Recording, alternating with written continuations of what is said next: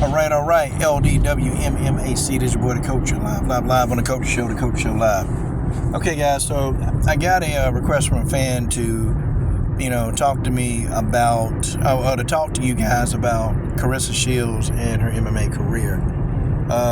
The fact that Claressa Shields fought pretty much an easy opponent. And I'm going to say this, okay? Claressa Shields is extremely green in MMA. And I'm going to tell you again, she's green, okay? There's still a lot of MMA that Claressa Shields don't even understand.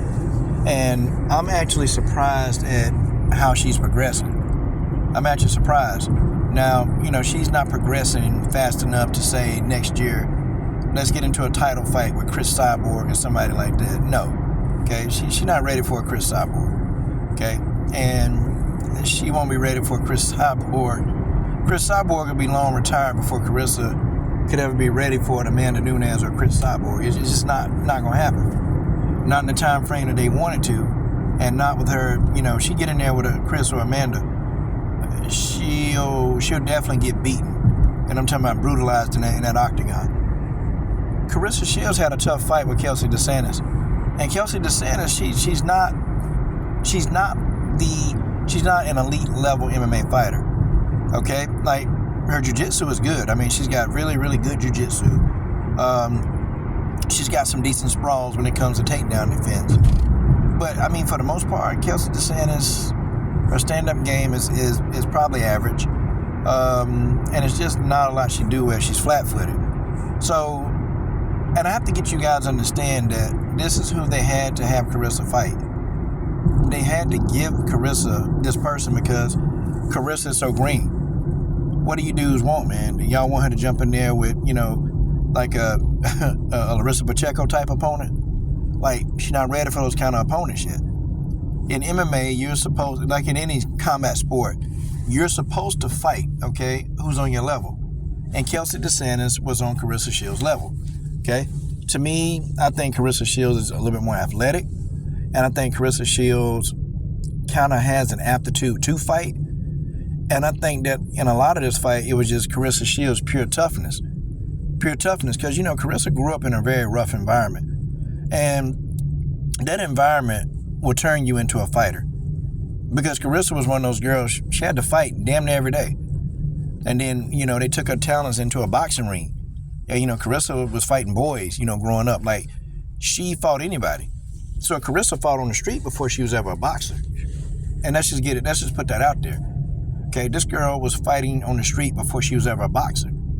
So Claressa just naturally has an innate ability to fight. She knows how to fight. Even before she even learned MMA, Claressa Shields could go into a fight and she'd have a chance. I mean, she'd have a fan in a street fight. Yeah, she'd beat your average Joe Blow in a street fight.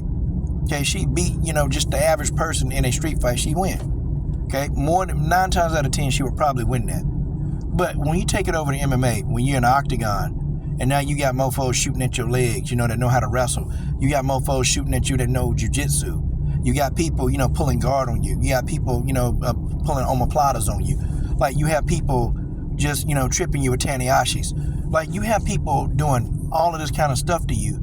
And you're sitting there because you don't really understand how the game works. You don't get it. And Claressa's green, okay? I can't say that enough how green she really is. And that's not a bad thing. She's supposed to be fighting people like this. She's supposed to be fighting people at this level until she can gain the necessary experience. Because you got to remember, Claressa Shields don't even have an amateur career in MMA. She ain't fought a single amateur fight ever. They took this girl out of a damn boxing ring and put her right into an octagon. Do you know how unsuccessful that has played in the past for a lot of fighters, boxers? They go into MMA. I mean, you guys understand that? You guys really, truly understand how unsuccessful that's been. Think about how many boxers actually went into MMA cold. Don't know nothing, don't know much about takedown defense, none of that. And they go into an octagon and they get destroyed. I mean, guys, I can name some boxers that went in there and thought that they can do MMA and got their ass whooped. Ricardo Mayorga, that's one name that come to mind. He'd have been a hell of an MMA fighter though, if he had to, would have started out that way. but he got his ass whooped. Okay, got his ass whooped up in there. And there's many, many, many more other fighters that go in there that don't have the necessary skills or the knowledge to go compete. Claressa is doing quite well. She's doing exceptionally well, to be honest, to be dealing with people that, been doing jiu-jitsu. I knew that Abigail Montez was going to be a bit much. And Abigail Montez, to me, dominated that fight. Because Montez had a combination of striking and Montez could wrestle. So I kind of figured that Montez would win that fight. And I think Montez was a step above Kelsey Densatis. She was a step above Brittany Elkin. And Brittany Elkin is probably the lowest tier fighter. Like, she's low tier. She's very low tier. The only thing Brittany Elkin is very adept at is jiu-jitsu. That's it. Brittany Elkin can't strike. She don't know. It's just pretty much Brittany Elkin should have been retired 5 years before she even fought Claressa. I mean, Brittany Elkin done had her ass whooped by so many different people. It's not even funny that this woman done got her ass whooped, and for all this time, she still stayed in MMA. She stayed in MMA while getting her ass whooped at this high level. Crazy. But even then, okay, Claressa Shields struggled with Brittany Elkin. She struggled with Abigail Montez. She struggled with Kelsey Densatis. What does that tell you? That these fighters were on her level. Okay, and yes, Kelsey Densatis was a light touch. Do y'all think the PFL want to ruin their investment? Do you think they want to go in there and get this girl murdered? No, the PFL want to maximize money. They want to go in there and maximize Claressa Shields. And it's a bad look. It's bad for business if you got a 3-time Olympian in here getting her ass whooped in the octagon. Because don't nobody really want to see that. See, everybody want to believe in this mystique that Claressa Shields is this great boxer, can go in this octagon and then take over. Like, everybody want to believe that. But that's delusion. It's not real. Just not going to happen. But people want to believe it. Y'all understand? People want to believe that Claressa Shields is going to go in that octagon and take over. We all want to believe that, but it's just not going to happen. No, she's not going in the octagon to take over. No, she's not. But the PFL don't want to make their investment look bad. They can't have this Olympian taking these L's. Beat down. The Abigail Montez fight, that taught them a lesson. That taught them a lesson. Because they assumed that Abigail Montez, she'll strike with everybody else. She didn't strike with Claressa. Abigail Montez took that fight to the ground. And rightly so. Okay, I understand why she took the damn fight to the ground. Damn it, she had to. Because she probably would have got stopped if the fight would have stayed standing with Claressa Shields. But Abigail Montez is a lot more skilled than Claressa Shields. So, the PFL can't take that chance. Claressa Shields in boxing is hot right now. It's real hot. And the PFL want to get some of that benefit of boxing. They want the same thing. So they're going to put Claressa in there with these, y'all call them garbage opponents. They're going to put her in there with them for a long time. And they probably need to do it damn near all year. Because Claressa need to work on parts of her game. Like, she need to go get an opponent in there who's a very weak wrestler. Put somebody in there so she can work on her wrestling. So she can work on her jiu-jitsu. I like to see Claressa Shields do some takedowns. That kind of thing. I just like to see her really get adept at that. Start using that big-ass body frame she got and put her weight on top of people after she do takedowns.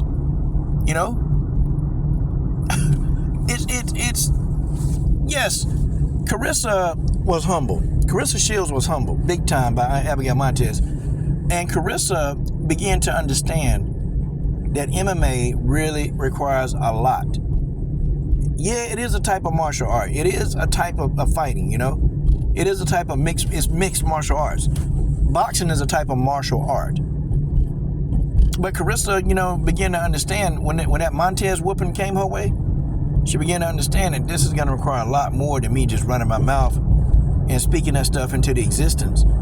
Claressa understood now. She began to understand that MMA requires a lot. A lot of effort, a lot of just work on different disciplines. Like, you got to be working at this nonstop to perfect these crafts. And it's not going to happen in a year. It's not going to happen in 3 years, 4 years. 5 years, you can probably do enough in jiu-jitsu to learn some stuff to actually submit people. But it's not like Claressa Shields is working on these crafts year-round. I think had Claressa started young at her age in MMA, if that opportunity was available to her, I think Claressa Shields would have been a hell of an MMA fighter. I think she would have been a hell of an MMA fighter.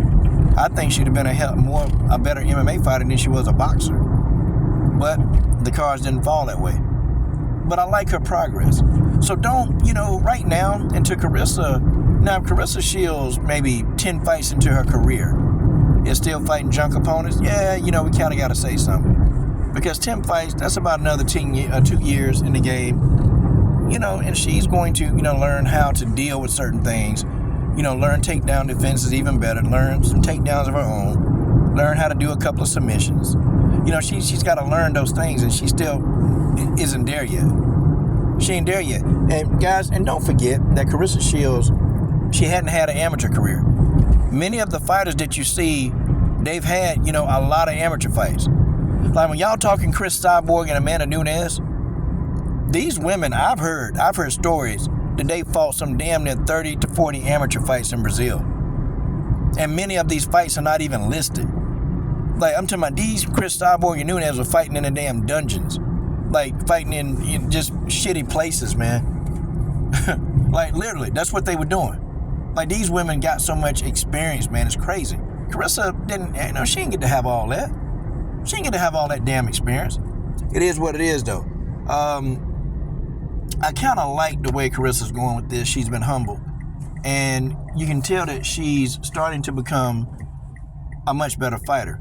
But, we'll see. We'll see what Claressa the future holds for her. I just think, right now for the next couple of fights, just keep fighting these lower tier fighters until you can start working on the parts of your game.